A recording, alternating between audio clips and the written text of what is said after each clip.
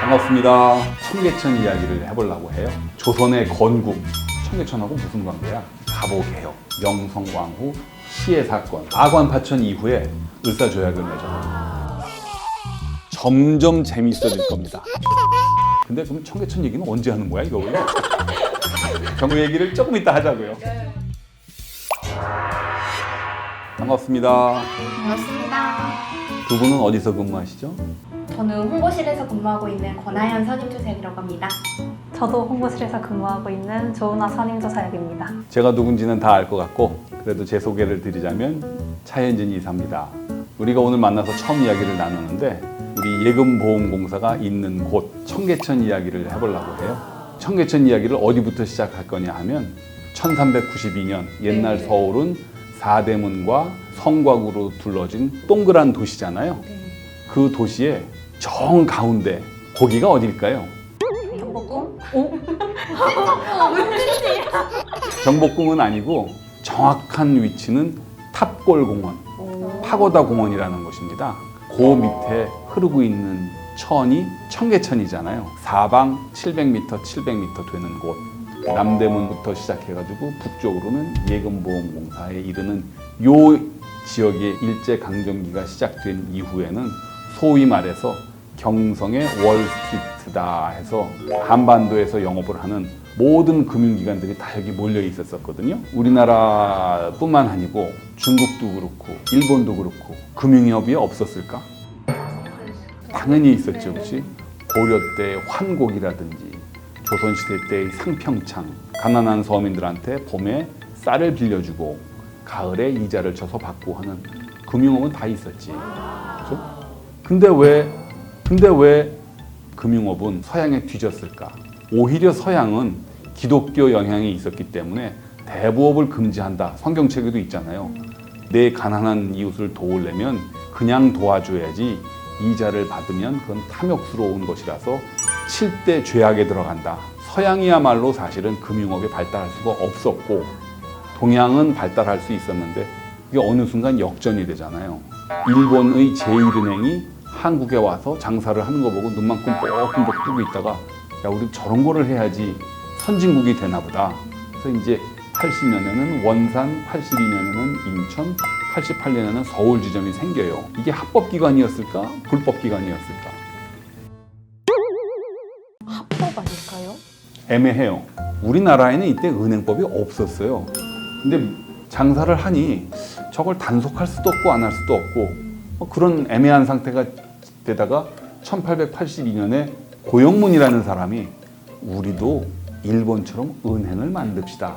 그리고 은행이란 말을 처음으로 합니다. 이제 은행을 만들기 시작하니까 야 이게 뭔가 법이 있어야 되겠다. 해서 이제 지금으로 따지면 금융위가 설치가 됩니다. 은행국이라는 게 만들어지고 1897년에 우리나라 최초의 은행인 한성은행, 1909년에 한국은행 조례라는 것을 통해 가지고 중앙은행이 만들어집니다. 그때도 중앙은행은 한국은행이었어요. 이때 한국은 대한민국이 아니고 대한제국. 그게 그러면 오늘의 주제인 청계천하고 무슨 관계야? 그게 이제 궁금한 거잖아요. 다시 옛날로 돌아가서 점점 재미있어질 겁니다. 다시 옛날로 돌아가서 1894년 우리가 교과서에서 배우는 갑오개혁, 일본의 지원을 받은 김홍집 내각이 일본을 흉내내서 근대화하자, 일본을 따라서 은본위 제도를 하자 그렇게 제안을 합니다. 그때 우리나라에 돈이 있었을까? 은이 있었을까? 은은 없었을 것 같은데요. 없었지, 그렇죠? 네. 그 은을 어디서 갖고 와? 일본에서 일본에서 갖고 오지. 일본은 거저주나? 돈 받고 주겠죠? 그렇지. 네. 그게 이제 일본이 노리는 거지. 은본위 제도를 위해서 은을 수입하는 거는 고종 한 사람의 이름으로 빌린 게 아니고 국가의 이름으로 일본에서 빌린다 하는 최초의 민주주의의 요소를 담고 있는 차관 협정을 맺고 은을 갖고 와요. 러시아가 가만히 보니까 이제 화가 났어. 이제 중국 땅만 차지하려고 독일, 러시아, 프랑스, 영국, 미국이 힘을 쓰다 보니 한반도 저거는 일본이 혼자서 다 먹네? 그건 아니지. 청일 전쟁 때 일본이 청나라한테 뺏었던 땅하고 뭐는 다시 돌려줘. 거봐, 내 목소리가 얼마나 큰지 알지? 일본이 비록 청나라를 이겼지만 그 일본 위에 러시아가 있어. 그걸 강조를 하면서 한국에다가 영향을 막 미치기 시작해. 고종을 설득하는 문제를 두고 러시아하고 일본하고 경쟁을 시작하는 거예요. 일본은 우리 일본을 따라서 은본위 제도를 해라. 근데 러시아는 무슨 소리냐? 근본위 제도를 해야 돼. 이러는 와중에 러시아가 히트를 하나 더 쳐. 일본이 너희들한테 안 가르쳐 준 게 있어. 중앙은행이야. 중앙은행 만들어.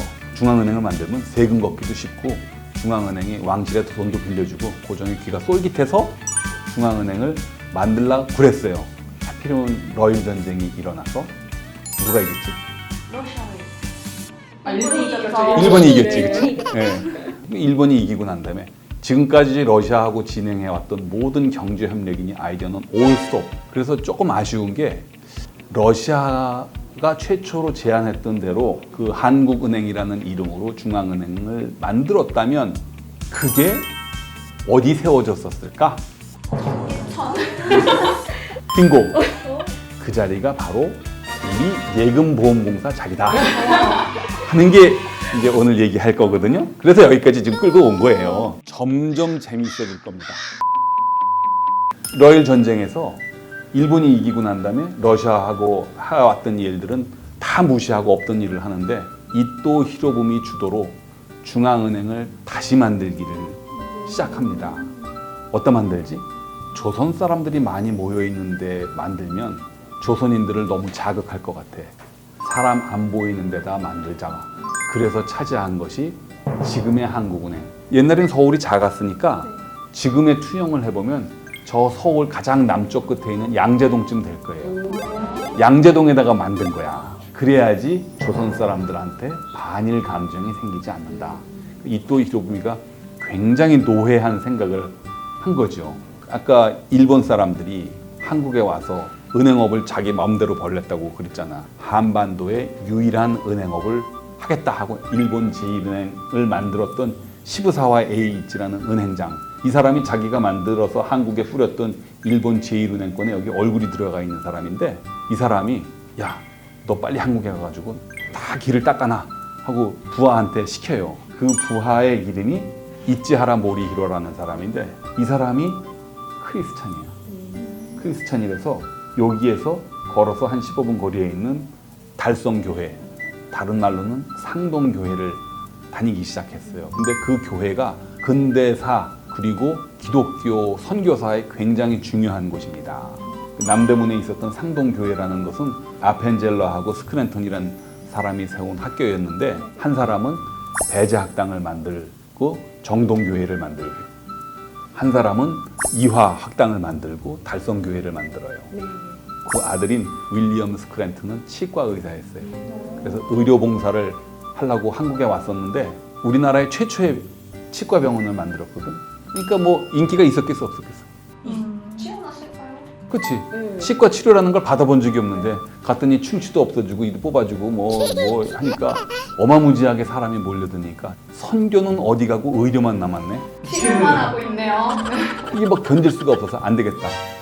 의료는 때려친다. 그래서 자기가 갖고 있는 의료 장비를 세브란스 병원에다가 주고 옛날에 세로나 백화점 자리에 있던 상동교회를 만드는데 개축공사하느라고 이 한국은행 달성교회로 옮겼었고 그 교회를 이치하라 모리히로가 다니기 시작한 거예요.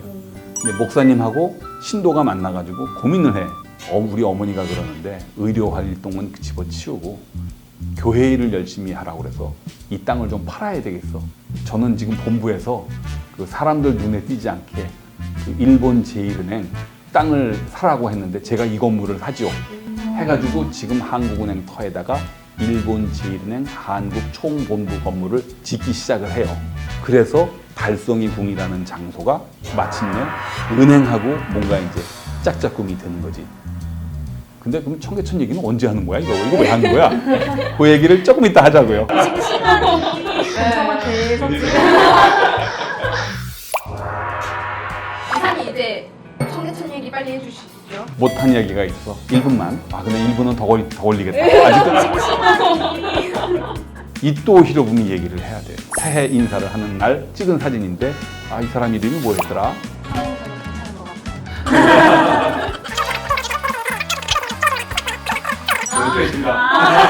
예금보험공사 유튜브 채널 구독자 수 10배 증가.